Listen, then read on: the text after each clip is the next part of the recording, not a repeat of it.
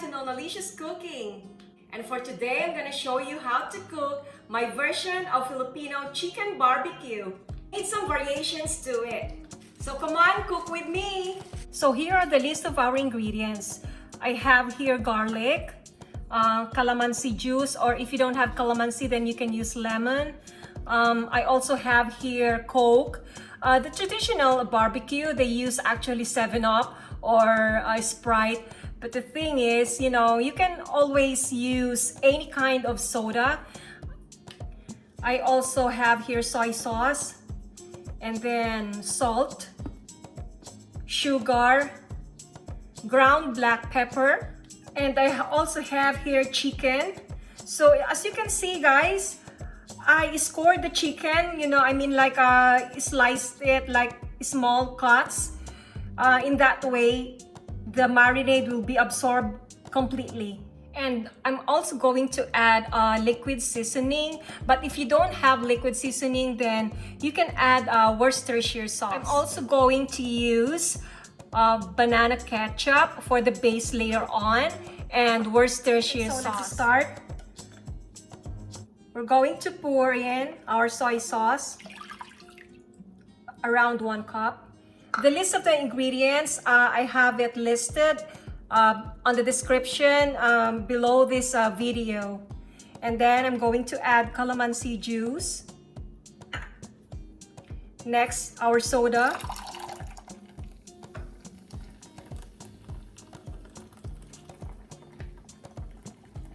Smells good.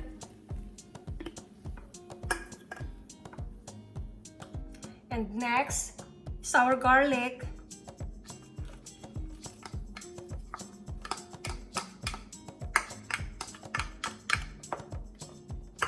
And let's add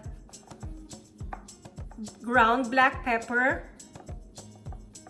The more the merrier. That's me, guys. Okay. Next, let's add some sugar. Let's say around 3 tablespoons.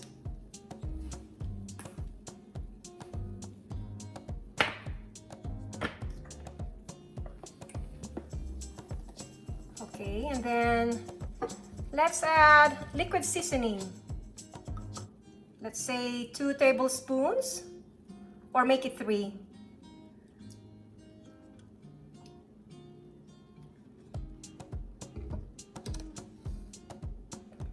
Okay. Now guys, the reason that I mix everything in a bowl, because I'm weird like that, I have to taste it first before I'm going to put it on my chicken. Okay, let's add 1 tablespoon of Worcestershire sauce.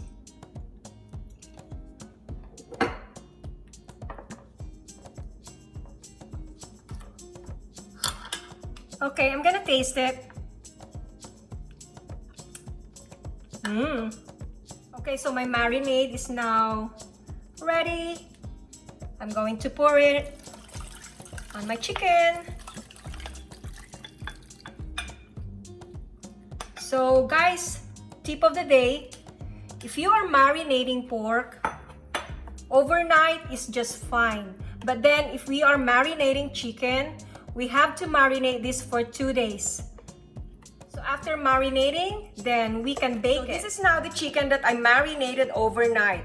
But normally, you have to marinate this for 2 nights. I have to remove the chicken from the marinade because we're going to use the marinade for our baste.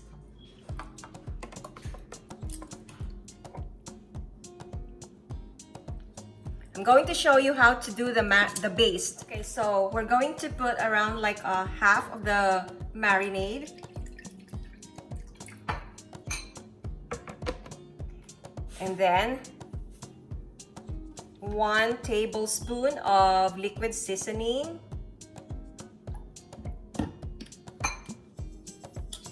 And then we're going to add 3 tablespoons of sugar. And half cup of annato oil. But if you don't have the annato oil, then you can use olive oil.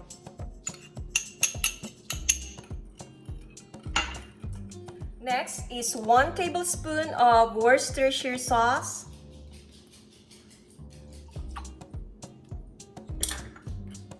And lastly, 1 cup of banana ketchup.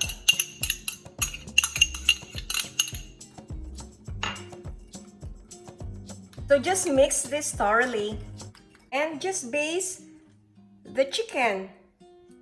And after this, we're going to just like, sear this chicken to achieve that charred look. And do the same to the other side.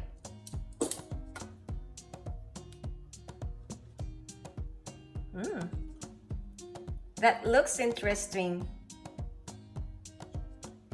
Now we are ready to sear our chicken. Now we have to brush the pan with olive oil.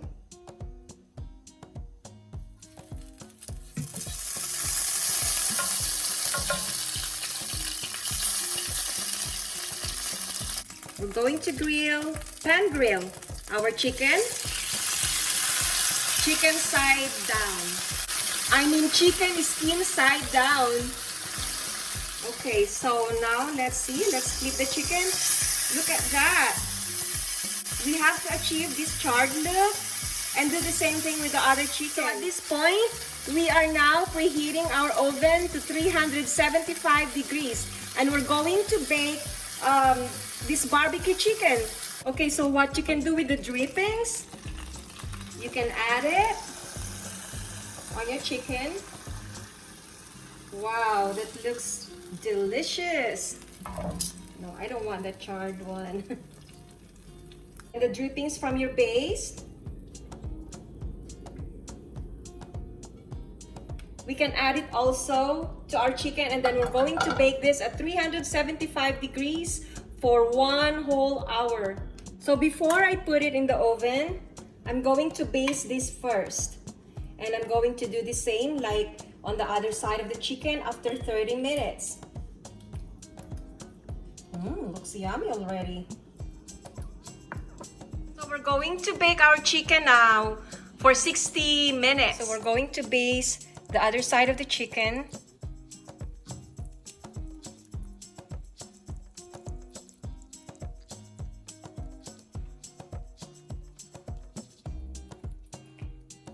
And we're going to put it back in the oven and bake this again for another 30 minutes.